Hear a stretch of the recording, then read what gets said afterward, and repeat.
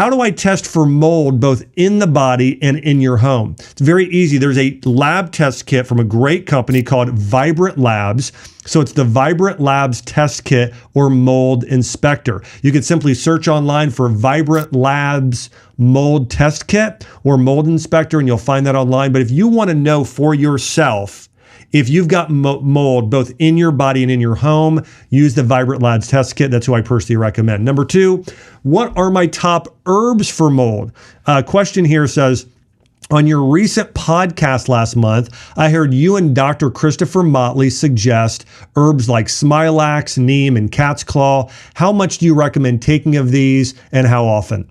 Okay, so the first thing I would say is if you've got mold issues, you want to clear out the air in your home, okay? I recommend, listen, there's lots of good brands. My favorite is Jaspr, okay? There's also companies like Air Doctor and IntelliPure, but I really think that Jaspr is the premium company out there as in terms of an air filter.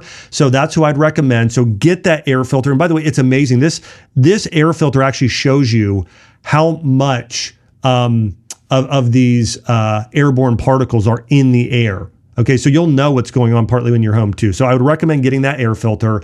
The next thing I would recommend doing is I would eat a healthy diet. I would eat a diet that's very high in vegetables, very high in low complex carbohydrates like berries, very high in protein, and getting some good fats as well. And then I would recommend the Smilax, the cat's claw, the neem. Smilax is around, and Smilax is also known as sarsaparilla.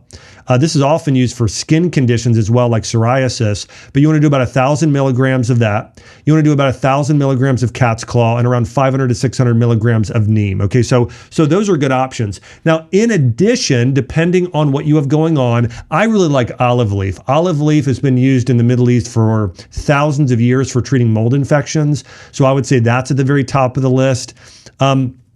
If you also have mold, there are also herbs like palo d'arco and oregano that can be good. But my top 4, I would say olive leaf, Smilax, cat's claw, and neem are the best. And you can take those either as capsules or as an herbal tea. Okay, so you might decide to do Smilax and cat's claw as supplements and neem and olive leaf as an herbal tea. And you might even be able to buy blends that have all of these in them together, or at least a few of them.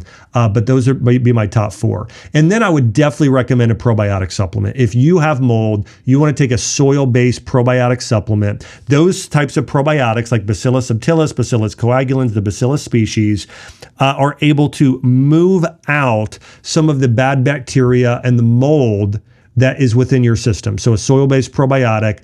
And then I think you want to also take some supplements that support glutathione production. That could be a glutathione supplement. It could be an N-acetylcysteine. That's a NAC supplement that supports glutathione production. That's another option. So you want to boost up the glutathione in your body. Milk thistle does that as well if you want to do it as an herbal. But milk thistle, glutathione, NAC, they're all going to have similar benefits at boosting up glutathione, which is your body's master antioxidant at getting rid of mold and other toxins within your system. Now, for a short period of time, and if you're working with a practitioner, oftentimes you can use binders that will bind to mold and pull them from your system. Some of the most common binders include activated charcoal, carbon, bentonite clay as a liquid, and cholestyramine is another one that's very common. And then humate or fulvic acid. So humate is another one found in some probiotic supplements. These can bind to some of these things in your body like mold and help remove them from your body. I mean, there's a powerful probiotic I saw that's on the market now. It's called Probiotic Trillion. It's got 1 trillion probiotics in it. And I know that has humate in it as well. So some of these will have both of those in it together. But again, I recommend looking for soil-based probiotics as well. Those are good. And then also in addition to that, doing things like, again, like a carbon or a humate or a bentonite clay. But you only want to do those typically for a short period of time. Humate you can do long-term, but activated charcoal, you'd only want to do that for a maximum of a couple weeks or a month and not more than that because it causes constipation. It also binds to minerals. So you don't want to overdo the activated charcoal. It's not something you'd want to do on a daily basis. And in terms of treatments for mold, I really like ozone IVs along with hyperbaric oxygen therapy. Okay, getting in a hyperbaric chamber, especially a hard chamber. A soft chamber can be good too, but hard chambers are more powerful.